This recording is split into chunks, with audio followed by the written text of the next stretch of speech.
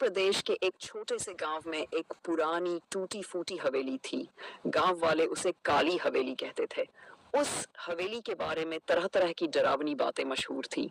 कोई कहता वहां रात को औरत के रोने की आवाजें आती हैं, तो कोई कहता किसी को वहां किसी साये ने छू लिया। गांव का हर आदमी उस हवेली के पास जाने से भी डरता था। लेकिन एक दिन शहर से आए चार दोस्त राहुल, सोनू, मीनाक्षी और अजय गांव में घूमते हुए उस हवेली की बातें सुनते हैं। राहुल ने मजाक में कहा, अरे यार इतनी डरपोक बातें, चलो आज रात उसी हवेली में रुकते हैं। मीनाक्षी थोड़ी घबराई, पागल हो गए हो, अगर ये सब बातें सच निकली तो। लेकिन रोमांच के शौकीन चारों दोस्तों ने फैसला कर लिया, आज रात काली हवेली में बितानी है। रात करीब 10 बजे चारों हवेली के अंदर दाखिल हुए। हवेली के अंदर घना अंधेरा था और चारों ओर सड़ांध फैली हुई थी। फर्श गीला था, जगह जगह कीचड़ और बदबूदार पानी जमा था। दीवारों पर जाले लटके। सुनो यार आरोन, मुझे लग रहा है कि अभी अभी कोई यहाँ से निकला है। हवा कुछ अजीब सी हो गई है, ठंडी और भारी। मुझे यकीन है मैंने किसी को जाते हुए देखा। वह देखो, वह एक चुड़ैल थी।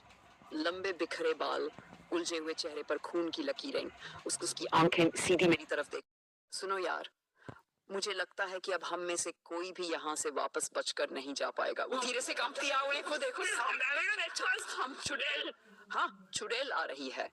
अब घबराहट बढ़ती है। अरे देखो, वो चुड़ैल उड़ते हुए आ रही है। उसके पैर उल्टे हैं और उसकी आंखें खून जैसी लाल। बैकग्राउंड में हवा की सरसराहट और किसी औरत की डरावनी हंसी सुनाई देती है। जल्दी भागो, वरना वो हमें भी कभी वापस न लौटने देगा। चुड़ैल ने उन सभी को मार दिया जो हवेली में आए थे। उसकी चीखें हवेली की दीवारों से टकराकर पूरे गांव में गूंज उठी। जब सब कुछ शांत हुआ, तो हवेली के दरवाजे धीरे धीरे अपने आप बंद हो गए। इसके बाद चुड़ैल धीरे धीरे हवेली की छत पर चढ़ी और एक आखिरी बार आसमान की ओर देखा।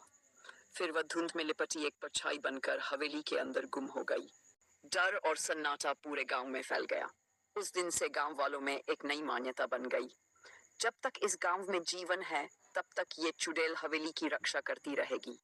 जो कोई भी हवेली को अपवित्र करने की कोशिश करेगा, उसका अंत भी वैसा ही होगा जैसे उन लोगों का हुआ। और तभी से सूरज ढलते ही उस हवेली की ओर देखने भी किसी की हिम्मत